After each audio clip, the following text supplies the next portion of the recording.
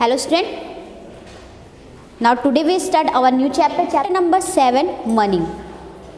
Money chapter में हम लोग आज पढ़ेंगे क्या होता है सेलिंग प्राइस, क्या होती है आपकी कॉस्ट प्राइस और क्या होता है प्रॉफिट एंड लॉस।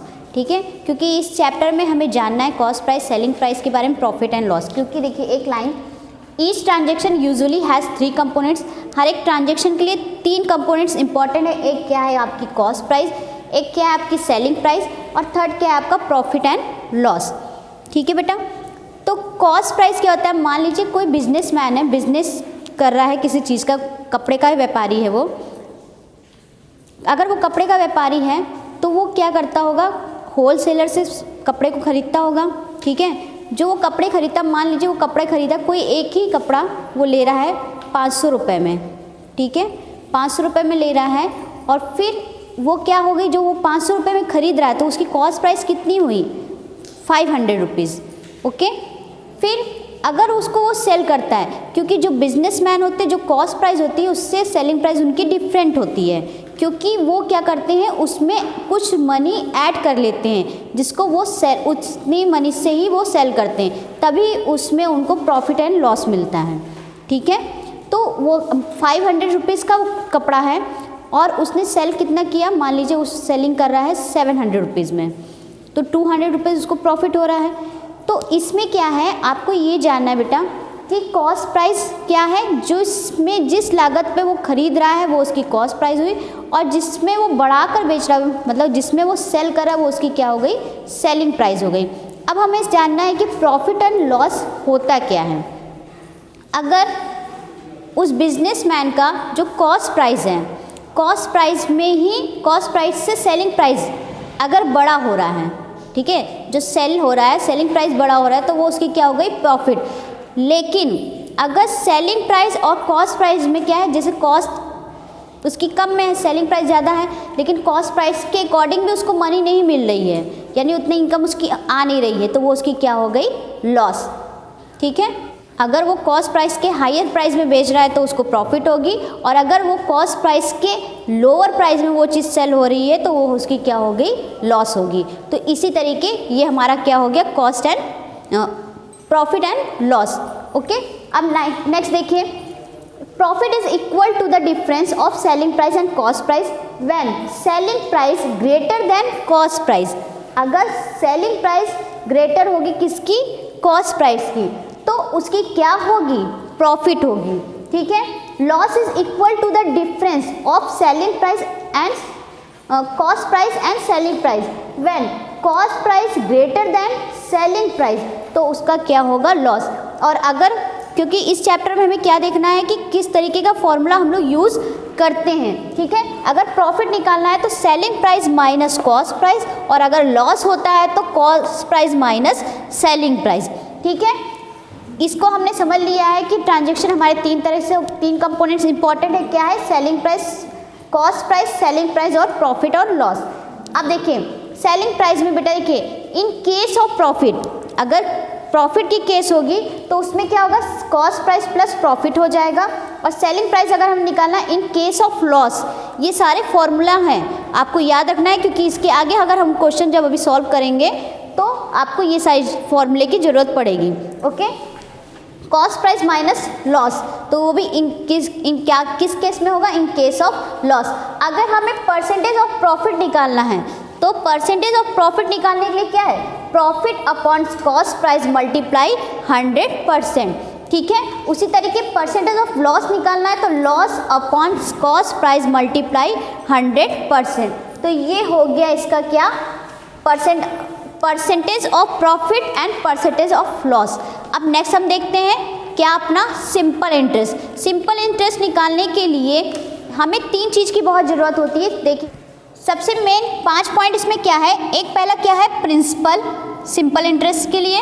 ठीक, क्या है आपका रेट, फिर नेक्स्ट इंटरेस्ट,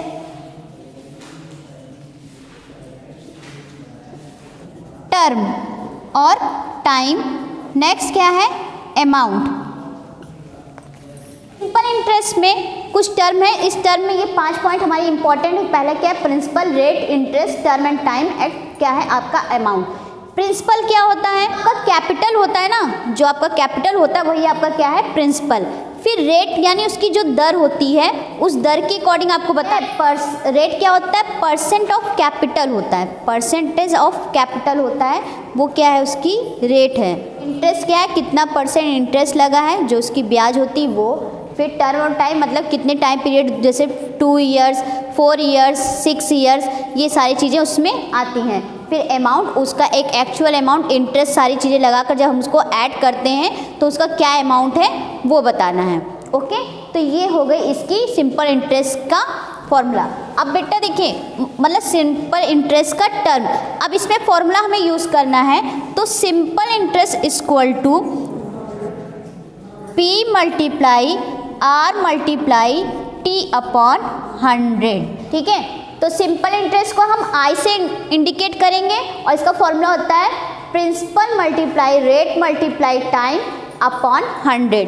तो हम इस तरीके सिंपल इंटरेस्ट को निकालेंगे। अब बेटा देखिए, हम आगे क्वेश्चन जब सॉल्व करेंगे तब आपको उसके अकॉर्डिंग कहाँ पे कैसे फॉर्मूला यूज़ करना है ये बताते हैं। ओके, तो अब नेक्स्ट पार्ट हमारा क्या है? क्वेश्चंस का, कि हम इस सभी पार्ट्स को यानी कॉस्ट प्राइस, सेलिंग प्राइस का, सिंपल इंटरेस्ट का क्वेश्चन कैसे सॉल्व करते हैं ये हम देखते हैं। ओके, चलिए नेक्स्ट क्या है? नेक्स्ट हमें अपना क्वेश्चन देखना है। कुछ इस टाइप के क्वेश्चंस आप में दिए हुए हैं, ठीक है, जिसमें कॉस्ट प्राइस निकालना है, सेलिंग प्राइस निकालना, प्रॉफिट निकालना, परसेंट ऑफ प्रॉफिट्स कैसे निकालते हैं और सिंपल इंटरेस्ट कैसे निकलता है। ठीक है, तो आपके पास मैंने कुछ क्वेश्चंस लिखे हैं। देखिए सबसे फर्स्ट क्या है आपका? Find profit and loss. हमें बताना है कि प्रॉफिट एंड लॉस कैसे निकलता है। इसमें क्या है बेटा? देखिए कॉस्ट प्राइस दिया है ₹450 और सेलिंग प्राइस दिया है कितना? 625। इन केस ऑफ प्रॉफिट, देखिए पहले देखिए आप इसको समझिए कि सेलिंग प्राइस ज़्यादा है कि कॉस्ट प्राइस ज़्यादा है। आपका क्या है? सेलिंग प्राइस ज़्यादा है। ठीक है, तो सेलिंग प्राइस ज़्यादा होने पर, अभी मैंने इससे पहले बताया था कि कॉस्ट प्राइस से अगर सेलिंग प्राइस हमारा हाईयर होता है तो क्या होता है? प्रॉफिट। और अगर कॉस्ट प्राइस से सेलिंग प्राइस हमारा लेस देन होता है, लोअर होता है, तो क्या होता है? हमारा लॉस। तो इस केस में हमारा क्या है? सेलिंग प्राइस, ये हमारी क्या है? प्रॉफिट है। तो profit equal to selling price minus cost price. ठीक है, तो सेलिंग प्राइस हमारी कितनी है? 625 माइनस 450, तो इक्वल टू कितना आया? 57, यानी 175 रुपीज़ हमारा क्या आया? प्रॉफिट आया। कितना आया? 175। नेक्स्ट क्वेश्चन क्या है? कॉस्ट प्राइस हमारा दिया है 150 और सेलिंग प्राइस कितना दिया है? 135 रुपीज़। ठीक है, तो इन केस ऑफ, ये किस, इसमें जो फॉर्मूला लगेगा इन केस ऑफ लॉस के अकॉर्डिंग लगेगा। तो तब क्या होगा हमारा? Loss equal to cost price minus selling price. ठीक है, कॉस्ट प्राइस हमारा कितना है? 150 माइनस 135। अब इक्वल टू कितना हुआ? 5, और इसमें से कितना? 10 में से 5 गया, 5 बचा, 4 में से 3 गया, तो कितना बचा हमारा? 1। यानी हमें लॉस कितना हो रहा है? 15 रुपीज़ का लॉस हो रहा है। कितने का? 15 रुपीज़ का। तो ये हो गया find the profit and loss. इसके अकॉर्डिंग ही आपको क्वेश्चन सॉल्व करने। जब आपसे प्रॉफिट एंड लॉस पूछ रहा है तो आप पहले देख लीजिएगा कि कॉस्ट प्राइस ज़्यादा है कि सेलिंग प्राइस। अगर आपने क्वेश्चंस को समझ लिया कि सेलिंग प्राइस ज़्यादा है तो उसका क्या होगा? प्रॉफिट, और सेलिंग प्राइस अगर लोअर होगा तो उसका क्या होगा? लॉस। ठीक है, तो इसी के अकॉर्डिंग आपको हर एक क्वेश्चंस में फॉर्मूला लगाकर लिखना है। जितनी बार आप फॉर्मूले को लिखेंगे उतनी बार आपको वो चीज़ें याद हो जाएंगी। नेक्स्ट आपका देखिए, नेक्स्ट क्वेश्चन क्या है? फाइंड द एसपी यानी सेलिंग प्राइस। सेलिंग प्राइस निकालना है बेटा। तो selling price in case of profit में और इन केस ऑफ लॉस में, दोनों में हमें देखना है। तो कॉस्ट प्राइस आपका कितना है? 342 और प्रॉफिट कितना है? 24 रुपीज़। तो हमें क्या निकालना है? सेलिंग प्राइस निकालना है। सेलिंग प्राइस निकालने के लिए selling price equal to cost price दिया है, प्रॉफिट दिया है, तो क्या होगा? कॉस्ट प्राइस प्लस हमारा क्या होगा? प्रॉफिट। क्या होगा? प्रॉफिट। ठीक है, अगर हम सेलिंग प्राइस निकालें, अब ये किस केस पे ये फॉर्मूला लगा है? इन केस ऑफ प्रॉफिट में। ठीक है, तो कॉस्ट प्राइस हमारा कितना दिया है? 342 प्लस प्रॉफिट कितना है हमारा 24। अगर हम इसको ऐड कर लेते कितना हो गया हमारा 6 यानी 366 रुपीज़ उसकी क्या हो गई सेलिंग प्राइस हो गई। अब नेक्स्ट क्या है आपका कॉस्ट प्राइस दिया है कितना 6400 और लॉस दिया है 640 रुपीज़। हमें क्या निकालना है सेलिंग प्राइस निकालनी इसमें। तो लॉस दिया है तो ये फॉर्मूला किसके अकॉर्डिंग लगेगा in case of loss. In case of loss में selling price equal to cost price minus loss क्या होगा तब कॉस्ट प्रॉफिट दिया तो प्लस हो जाएगा और जब लॉस दिया है तो क्या हो जाएगा माइनस हो जाएगा। तो कितना होगा आपका 6400 माइनस 640 इसको माइनस कर दीजिए तो 6 ये कितना है आपका 5760 इसका क्या हो गया सेलिंग प्राइस। ठीक है इन केस ऑफ लॉस। अब नेक्स्ट क्वेश्चन क्या है फाइंड द कॉस्ट प्राइस। अब हम क्या निकालना है कॉस्ट प्राइस निकालना है। कॉस्ट प्राइस में देखिए क्या दिया है सेलिंग प्राइस आपकी इतनी है 2530 है और लॉस कितना दिया 257। तो कॉस्ट प्राइस निकालना है तो cost price equal to selling price plus loss. क्योंकि जब हम कॉस्ट प्राइस निकालते हैं जैसे हमने सेलिंग प्राइस में जब लॉस निकाला था तो ये क्या हो गया था आपका माइनस हो गया था, लेकिन कॉस्ट प्राइस में हमारा लॉस क्या हो जाएगा सेलिंग प्राइस में प्लस हो जाएगा। ठीक है तो cost price equal to selling price plus loss. तो इसमें क्या हो गया आपका 2530 प्लस 257 ऐड कर लीजिए तो आपका हो गया 7 538 हो गया 527 हो गया और ये इतना हो गया यानी 2787 इसका क्या हो जाएगा कॉस्ट प्राइस हो जाएगा। अब नेक्स्ट देखिए क्या है सेलिंग प्राइस दी है और सेलिंग प्राइस कितना है 4680 और प्रॉफिट कितना है 470। अब ये क्या है इन केस ऑफ लॉस में कॉस्ट प्राइस निकालना है। इन केस ऑफ लॉस में selling cost price equal to selling price minus profit. ठीक है बेटा याद रखिएगा जस्ट इसका उल्टा इसमें होता है। जिसका प्लस होगा सेलिंग प्राइस निकालने में इसका माइनस हो जाएगा और जिसका माइनस है उसका क्या हो जाएगा प्लस हो जाएगा। तो इसमें क्या करेंगे आप 4680 माइनस कितना 470 इसको माइनस कर दीजिए कितना हुआ 0 1 2 और 4 यानी 4210 उसकी क्या हो जाएगी कॉस्ट प्राइस। अब नेक्स्ट देखते हैं प्रॉफिट और लॉस। हमें क्या करना है परसेंटेज निकालना है प्रॉफिट और लॉस की। आपके पास क्या दी है कॉस्ट प्राइस दी है और प्रॉफिट दी है। ठीक है तो प्रॉफिट दी है तो ये क्या होगा परसेंटेज ऑफ प्रॉफिट होगी। क्या होगी percentage of profit. Percentage of profit में क्या होगा profit upon cost price multiply 100%। ठीक है ये परसेंट हो गया। प्रॉफिट कितनी है आपकी 5 रुपीज़ है और 40 रुपये उसकी कॉस्ट प्राइस है और इसका क्या है 100% लगना है। तो कितना हो गया बेटा 0 से 0 कट गया।